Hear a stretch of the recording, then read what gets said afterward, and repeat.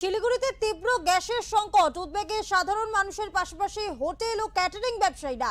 গ্যাসের তীব্র সংকটের ফলে চরম সমস্যার মুখে পড়েছেন শিলিগুড়ির সাধারণ মানুষের পাশাপাশি হোটেল, রেস্টুরেন্ট এবং ক্যাটারিং এর ব্যবসায়ীরা। ব্যবসায়ীদের দাবি, এই পরিস্থিতি আর কয়েকদিন চললে অনেকেই বাধ্য হয়ে ব্যবসা বন্ধ করে দিতে পারেন। এই পরিস্থিতিতে ব্যবসায়ীরা সরকারের কাছে দ্রুত হস্তক্ষেপের দাবি জানিয়েছেন।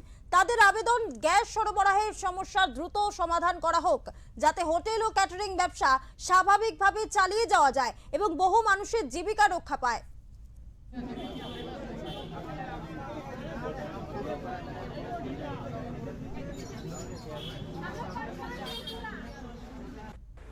হোটেলগুলোর পরিস্থিতি এখনও যদি বলি আমি ভয়াবহ হয়নি, তবে আগামী দুদিনের মধ্যে সেগুলো বন্ধের মুখে চলে যাবে। বন্ধের মুখে গেলেই তখন পরিস্থিতি ভয়াবহ মনে হবে। বিষয়টা হচ্ছে যে কমার্শিয়াল জ্বালানি মানে বাণিজ্যিক জ্বালানি যেটা রয়েছে সেগুলো গতকালকেই সেন্ট্রাল গভর্নমেন্ট এসমা লাগু করেছে এবং তাতে ডিস্ট্রিবিউটাররা বলছে যে কোনো কমার্শিয়াল পারপাসে কোনো গ্যাস দেওয়া যাবে না।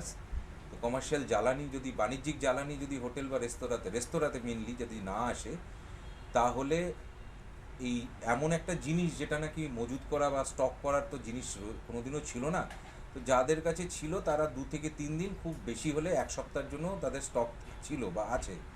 কিন্তু সেটাও ধীরে ধীরে কালকে পরশু থেকে যদি বন্ধ হয়ে থাকে, ধীরে ধীরে কিন্তু আগামী দিনে বেশি হলে 4 থেকে 5 দিনের মধ্যে শেষ হয়ে যাবে। তাদের যে বিভিন্ন সংগঠন আছে, পাহাড় এবং সমতল ডুয়ার্সে, আমি সবার সঙ্গেই মোটামুটি কথা বলেছি। একটা সংকট আছে, তবে সংকটটা কতটা সাধারণ সংকট আর কতটা কৃত্রিমভাবে এই সংকটটা তৈরি করা হয়েছে সেটা কিন্তু এখনো পর্যন্ত বোঝা যাচ্ছে না।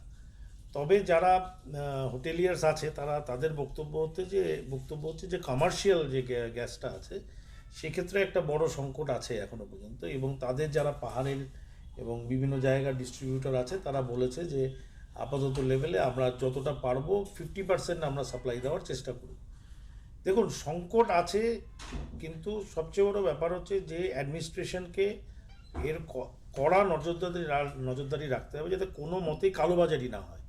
দেশ জুড়ে কিন্তু গ্যাস সিলিন্ডারের যে হাহাকার তা কিন্তু শুরু হয়েছে।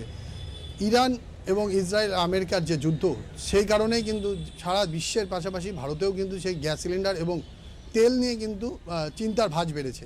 তার পাশাপাশি শিলিগুড়ি শহরে বিভিন্ন যে ডিস্ট্রিবিউটার রয়েছে, গ্যাসের ডিস্ট্রিবিউটার রয়েছে, তার সেই দোকানের বাইরে কিন্তু লম্বা লাইন দেখা পড়ছে। সকাল থেকে 300-400 লোক কিন্তু লাইনে দাঁড়াচ্ছে, তারা গ্যাস পাচ্ছে না। এই নিয়ে কিন্তু ইতিমধ্যেই যে অভিযোগ কিন্তু শুরু হয়েছে সাধারণ মানুষের মধ্যে।